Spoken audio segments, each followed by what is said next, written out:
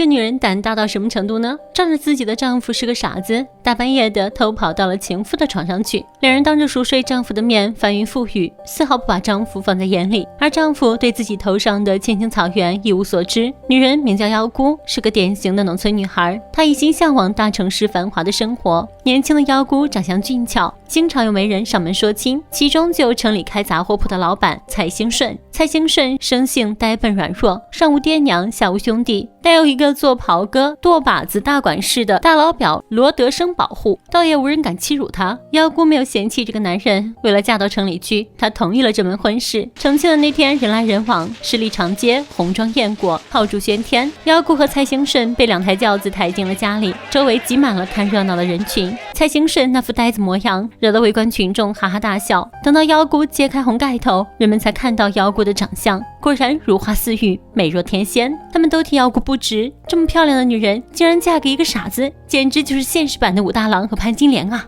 不过能从村姑一跃成为杂货铺老板娘，妖姑感到很知足。婚后妖姑就被人称为蔡大嫂。由于人很漂亮，总有不少男人纷至远来，有时一些混混也会大着胆子花言巧语调戏妖姑。站在一旁的蔡兴顺即便看到了也不敢吱声，可妖姑也不是好惹的，直接将对方推倒在地，最后还是表哥罗德生出面才赶跑了几人。这一切妖姑都看在眼里。这天镇子上来了几个金发碧眼的洋人，所有人都避之不及，除了妖姑为人和善，和洋人聊得很开。洋人抚摸着妖姑的孩子，称赞孩子长得可爱。妖姑并没有对洋人有过多的看法，可周围的群众却畏之如虎。洋人前脚走，群众们后脚就开始辱骂妖姑，告诉妖姑千万别让洋人碰你的娃。洋人的药都是用孩子的五脏六腑做的，所以才那么的灵验。周围的人无知和封建，惹来了妖姑的呵斥。他可不认为洋人是他们嘴里说的那样恶毒。而这个蔡兴顺不仅生性呆笨，就连男女知识也不感兴趣。妖姑每次想亲热，都会遭到丈夫的冷落，对此妖姑默默地生着闷气。日子过得久了，妖姑内心也生出了一丝寂寞。表哥罗德生长得高大威猛，跟蔡兴顺那个胖子比，简直是一个天一个地。看着罗德生赤身裸体的模样，妖姑难免有几分心动，还当着罗德生的面掀开扣子给孩子喂奶，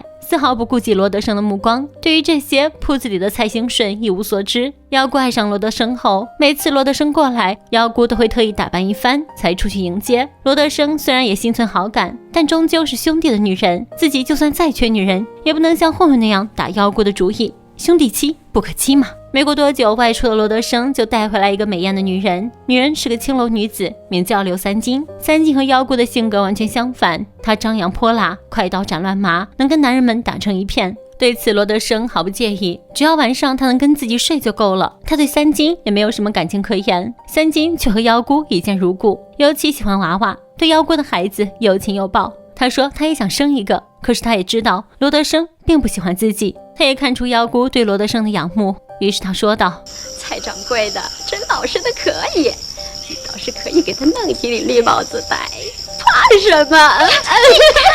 然而说者无意，听者有心，妖姑也许不止一次动过这个念头，但是她并非是个人尽可夫的女人。虽然镇上有很多男人觊觎着她，可她心中始终只有罗德生一个。某天，罗德生的手下传来一个消息，梁户顾天成想要娶小老婆，他可是城里有名的土财主。罗德生谋划好好敲打他一笔，于是他安排三金勾引顾天成。顾天成一见到三金就挪不动腿了，眼睛也直勾勾地盯着三金，没移开过。接着几人将顾天成引到赌场。第一天，顾天成赢得盆满钵满，得意忘形的他告诉三金自己要娶她回去做小老婆。因为在赌桌上屡战屡胜，所以顾天成在隔天的赌局里一掷千金。殊不知这正中了罗德生的圈套，赌桌上的人里应外合，顾天成的钱输了个精光，还倒欠了赌场200两银子。一见顾天成变成了穷光蛋，三金立刻变了一副模样，再也没有了昨天那副温柔的模样。恼羞成怒的顾天成在房里闹事，反被赌场里的人痛打了一顿。顾天成也只能灰溜溜的跑回老家。经历这件事后，三金萌生了成家的想法，他想就此离开，找个好人家嫁了。暗地里他也替妖姑不值，他不明白妖姑为什么要嫁给蔡兴顺这个傻子呢？临别前，罗德生特意给三金买了身新衣服，既不像红色那么张扬，也不像素色那么枯燥，干干净净的一身有个好的开始。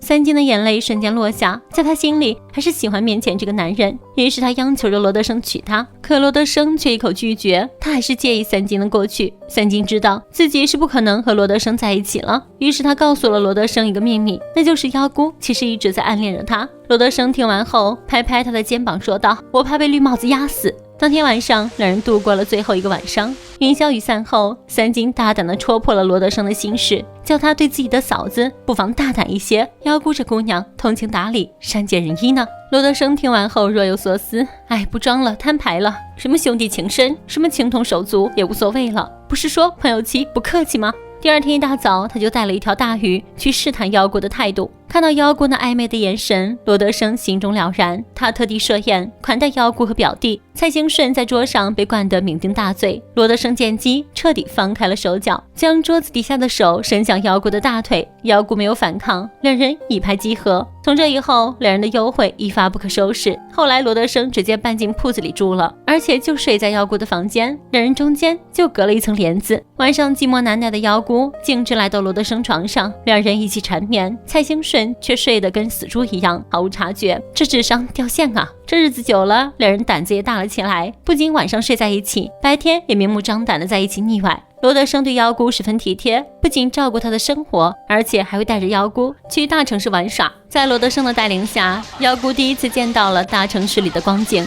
两人一起逛着庙会，妖姑也体会到了大城市的繁华和喧嚣。庙会上人头攒动，好巧不巧，顾天成也背着女儿在庙会上游玩。但一转头就看到了骗自己钱的罗德生，顾天成气不打一处，便唆使当地的几个流氓一起去调戏妖姑。几人对妖姑动手动脚，妖姑的喊声很快引来了罗德生几人。罗德生也不是吃亏的主，顾天成便宜没占到，反而被打了一顿。等他回过神来时，女儿也在人群中走丢了。为了自己的报复，顾天成失去了女儿。回到家后，妖姑眉飞色舞地跟丈夫形容着庙会的情景，眼睛还时不时地看向罗德生。两人在床铺上嬉戏打闹，而蔡顺兴却没有说话，只是默默地转头离开，趴在柜台上哭泣。他虽然是钱多人傻，但是还没有傻到家。此时他也看出来自己老婆和表哥有一腿，可他也清楚，没有表哥这些年的打理，自己不可能撑得起这间铺子。对于这件事，他只能睁一只眼闭一只眼。看着哭哭啼啼的表弟，罗德生很气愤地表示，如果自己是女人，也不会喜欢他这副样子。姑娘都是人，也都有心，你整天不是看铺子就是看铺子，老是冷落人家，对自己的老婆那是一点都不关心，这样女人怎么可能喜欢你呢？在表弟面前，罗德生也大方地承认了自己和妖姑在一起的事实，但蔡顺兴也不生气，他说，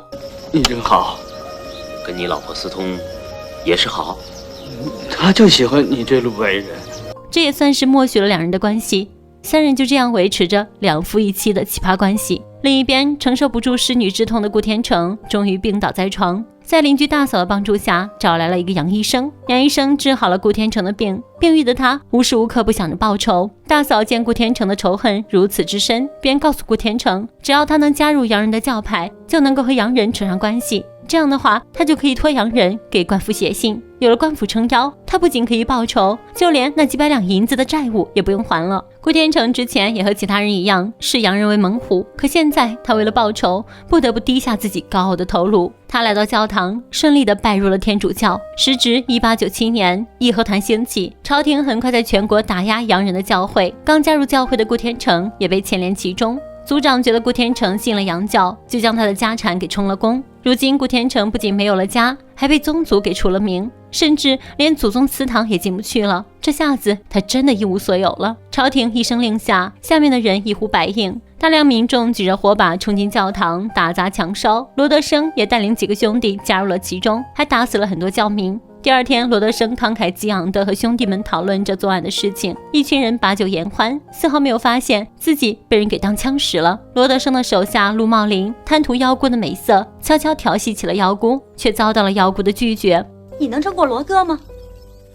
我是他的人，心也是他的。哼，你的情啊，留着下辈子再说吧。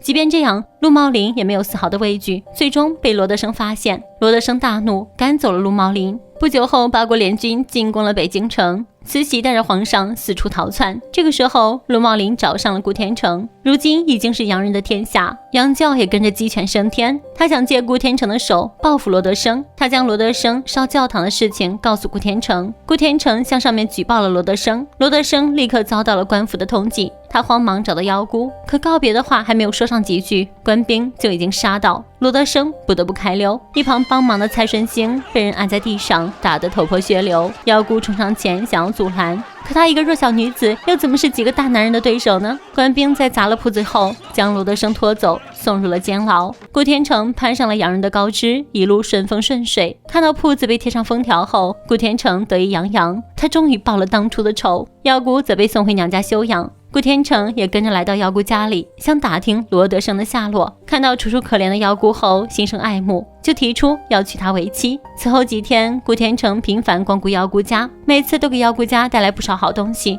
一开始，妖姑并没有认出顾天成的身份，可后来在别人口中，妖姑得知了顾天成就是举报罗德生的人。妖姑恼火不已，可又无可奈何。现如今，她要靠着顾天成的势力，把蔡顺兴从监狱里捞出来。父母劝说妖姑不能嫁，不然会遭人说闲话的。然而妖姑挺直腰板，目光坚定地说道：嫁为什么不嫁？一肥遮百丑，四两拨千斤，看谁敢乱说话。虽然答应嫁给顾天成，不过妖姑也提出了约法三章：一是洋人把蔡顺兴放出来，给他300两银子，让他重新把买卖做起来，从此以后蔡顺兴就是自己的干哥哥，要时来时往。二就是罗德生回来后，不许顾天成再记仇，也不准顾天成反对自己和罗德生来往，只要一条不答应，他就不嫁。为了得到妖姑，顾天成一一答应下来。不久之后，妖姑就嫁给了顾天成，双方各取所需，得偿所愿。故事戛然而止。影片《狂》于1990年上映，改编自现代著名作家李杰仁代表作大河小说3部曲之一的《死水微澜》，